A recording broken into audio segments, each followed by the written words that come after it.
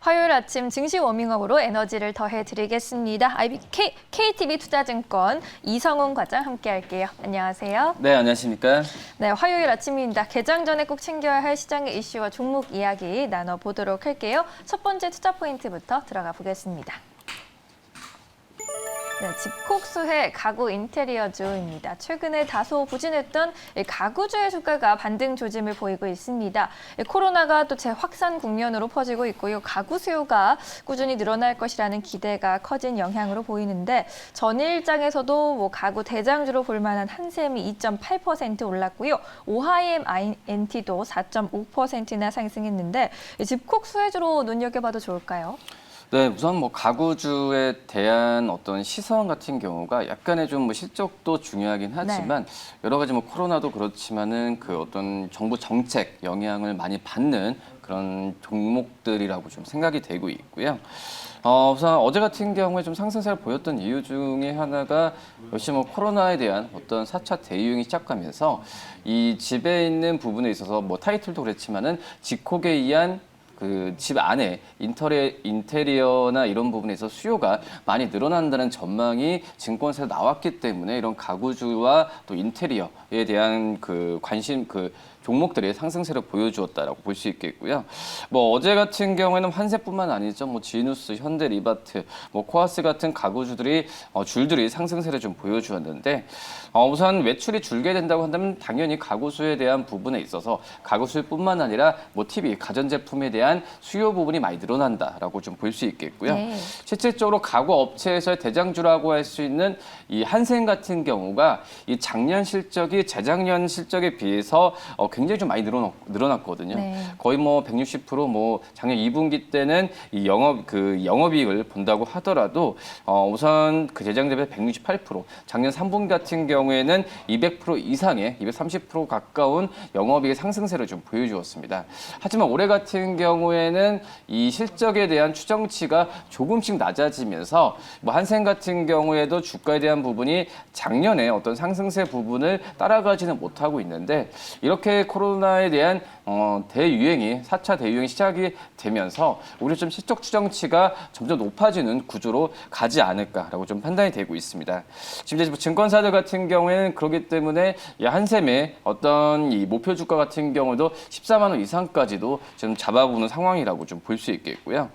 그렇기 때문에 이 가구주에 대한 관심을 한번 가져도 되지 않을까라고 판단되고 있고, 그다음에 최근 같은 경우에 이 어떤 재건축이나 여러 가지 면에서 약간의 좀 공백 기간이 있거든요.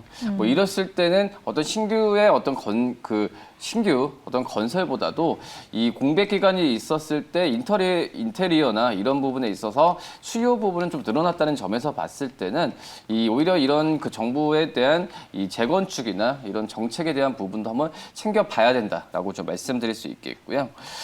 역시 관심주 같은 경우에는 1순위로 봤을 때는 가장 큰 탑픽 종목은 한샘을 좀 말씀드릴 수 있겠고, 예. 그 다음에 이제 두 번째로 말씀드릴 종목은 이제 지누스 종목을 좀 말씀드릴 텐데요. 지누스 같은 경우에 매출 구성은 매트리스나 어떤 침실 가구라고 좀 볼 수 있겠습니다. 우선 작년에 매출액 기준으로 매트리스가 51%를 차지한 걸 봤을 때는 매트리스에 대한 판매 부분이 제일 중요하다라고 좀 볼 수 있겠고, 아시는 분도 있겠지만 지누스 같은 경우에는 이 미국에서의 판매 부분이 더 많다라고 좀 볼 수 있거든요. 그렇기 때문에 어떤 미국 쪽에서의 판매 동향을 체크하고 어떤 그 지누스에 대한 부분에 있어서 이 타이밍을 찾는 게 낫지 않을까라고 판단되고, 최근에 주가가 좀 많이 올랐지만은 미국의 가동률이나 여러 가지 면에서 본다고 한다면 이 추가적인 상승력은 분명히 있지 않을까 이렇게 보입니다. 알겠습니다. 가구주 다시 한번 점검해 봤습니다. 지누스와 한샘 탑픽 종목으로 꼽아 주시네요. 잘 참고해 보시고요. 두 번째 체크 포인트로 바로 넘어가 볼게요. 네, 외국인 셀코리아입니다. 네, 여전히 외국인들의 국내 주식 매도 물량이 부담스러운 수준입니다. 대장주 삼성전자도 외국인들이 연일 팔자세를 나타냈고요. 그런데 채권 시장에서는 좀 사자세가 포착되고 있는데 왜 그런 걸까요? 네, 역시 뭐 봤을 때는 이 위험 자산보다는 안전 자산 선호 심리가 높아졌다라고 좀 볼 수 있겠고 네. 우선 7월 1일부터 9일까지 지난주까지 봤을 때는 이 외국인들이 순매도 금액이 유가증권의 시장에서만 2조 4,539억을 지금 기록했거든요. 뭐 코스닥 시장 같은 경우도 811억의 순매도를 지금 기록하면서 네. 이 외국인들의 자금 이탈이 물론 어제는 소폭의 순매수 들어왔지만은 거의 뭐 미미했잖아요. 예, 그렇기 때문에 지금 현재는 외국인들이 약간의 좀 위험 자산에 대한 이탈 추세가 우리나라 시장에서 나타내주고 있다라고 좀 볼 수 있겠고, 우선 제일 지난주 충격적이었잖아요. 뭐 삼성전자와 LG전자가 뭐 실적이 나쁘지 않았어요. 그러니까요. 나쁘지 않았는데 외국인들이 순매도 지금 1위, 2위에 어떤 삼성전자와 SK하이닉스를 가장 많이 판 걸 본다고 하더라도 네. 지금 현재 우리나라 시장에서의 그 전에 전통적으로 이 시가총액을 상위 종목들에 대한 외국인들이 1순위로 이제 탑티어로 이제 매수세나 그런 거 좀 보였다는 걸 본다고 하더라도 지금 현재 이 실적에 대한 서프라이즈가 진행 나왔음에도 불구하고 순매도를 탑티어로 보였다는 점에서 봤을 때는 참 이게 좀 시장이 좀 만만치 않다라고 좀 생각이 되고 있고요. 뭐 이런 이유 중에 하나가 이제 머닝 서프라이즈가 나왔다고 하더라도 지금 많이 눈높이가 높아진 건 사실이에요. 그리고 그동안에 그 시장에서 관심을 모았었던 뭐 반도체나 이런 가전 쪽보다도 뭐 파운드리 쪽이나 이쪽에서의 실적이 좀 좋아졌어야 어느 정도 외국인들의 매수세를 이 삼성전자, SK하이닉스 쪽으로 이끌 수 있겠지만은 그 부분이 좀 부족했다는 것도 하나의 요인이지 않나라고 생각이 되고 있고요. 지금 현재 외국인들이 지금 전체적으로 이 매도를 지금 보여주는 부분 우리나라뿐만 아니라 친흥아시아 쪽 전체적으로 그렇거든요.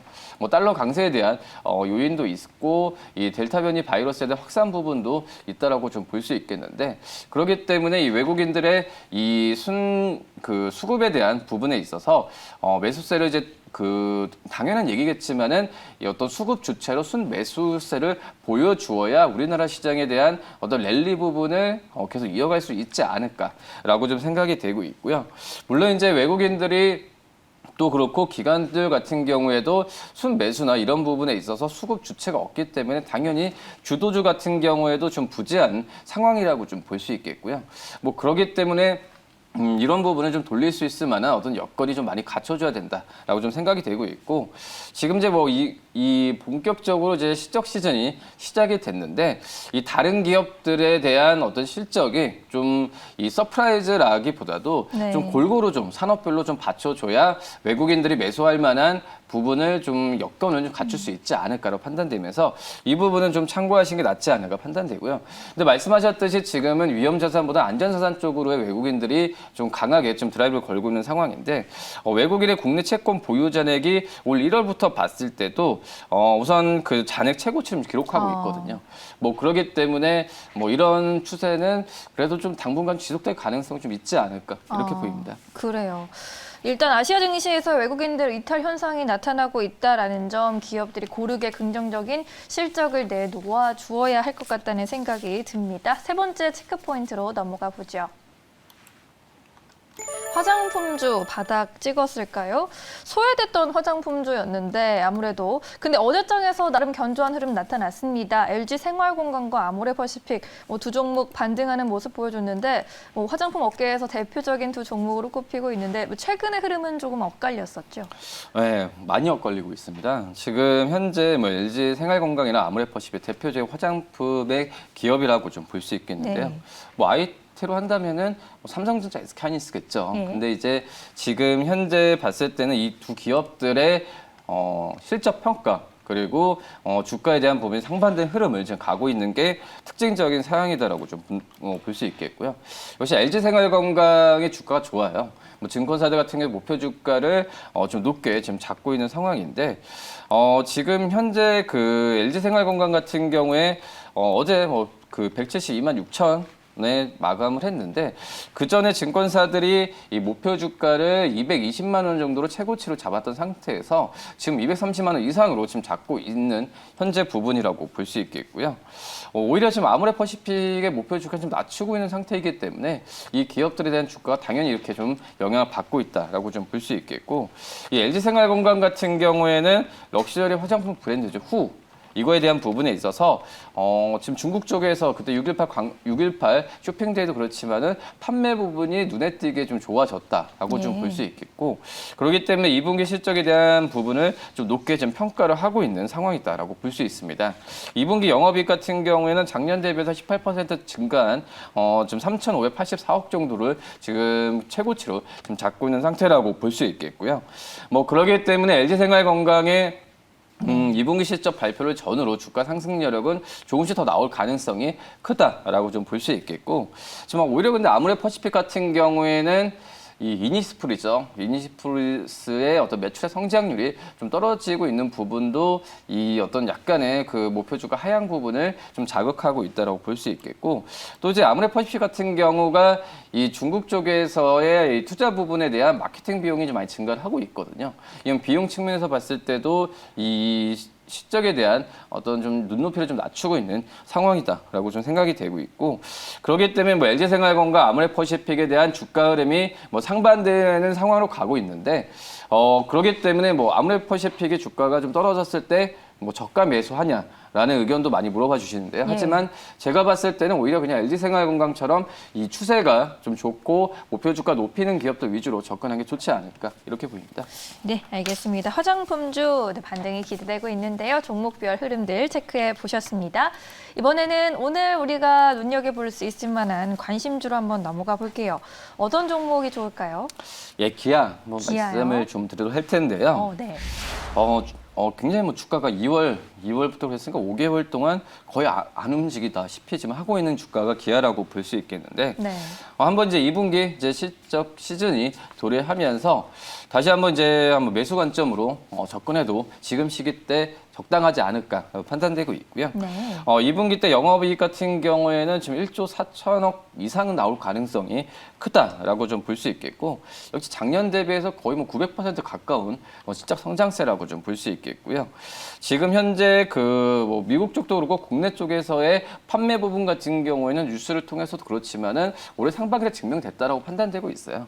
하지만 그 주가 측면에서는 좀 반도체 쇼티지나 여러 가지 뭐 코로나에 대한 경기 상황 때문에 주가가 좀 많이 그 펀더멘탈 쪽으로 봤을 때도 펀더멘탈과 상반되게 좀 가지 못했던 상황인데, 뭐 이 정도 그 타이밍에서 매수 한번 해도 괜찮지 않을까 판단되고 있고, 역시 고마진 판매 차량으로 좀 판매 부분에 있어서 영업이익이 이렇게 좋게 나온다라고 좀 볼 수 있겠고요.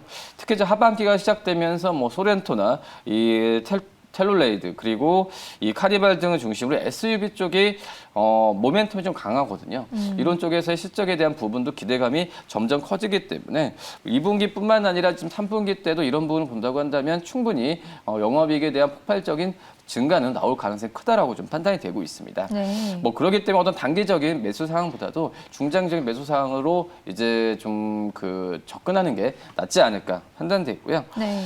우선 증권사 목표 주가는 12만 원까지 제시를 하고 있는데 1차적으로 목표가는 9만 6천 원, 그리고 손절가는 8만 원 말씀드리도록 하겠습니다. 네, 기아입니다. 뭐 2분기 영업이익이 예상치를 뛰어넘을 것으로 기대되고 있고요. 3분기 영업이익까지 그 호조가 이어질 것으로 예상해주고 있습니다. SUV 모멘텀의 강세 흐름도 지속될 거라고 하니까요. 기아차 눈여겨보시면 좋겠네요. 다시 한번 화면으로 정리해드리겠습니다. 네, 2분기 영업이익 예상치가 1.4조 이상으로 집계가 되고 있습니다. 국내와 미국 등 고마진 모델의 판매가 증가하고 있고요. SUV 모멘텀의 강세 흐름이 지속되고 있는 상황입니다. 3분기 실적까지 기대해봐도 좋을 것 같습니다. 실적주로 접근해보자는 의견이네요. 매수가 88,000원으로 자리 잡아봤고요. 목표가 12만 원까지 증권사에서 나오고 있는 상황입니다. 96,000원으로 1차적으로 잡아봤습니다. 손절가는 8만 원 꼭 기억해보시기 바라겠습니다. 네, 이렇게 해서 오늘의 종목까지 살펴보셨고요. KTB 투자증권 이성훈 과장과 함께했습니다. 오늘 말씀 잘 들었습니다. 네, 감사합니다.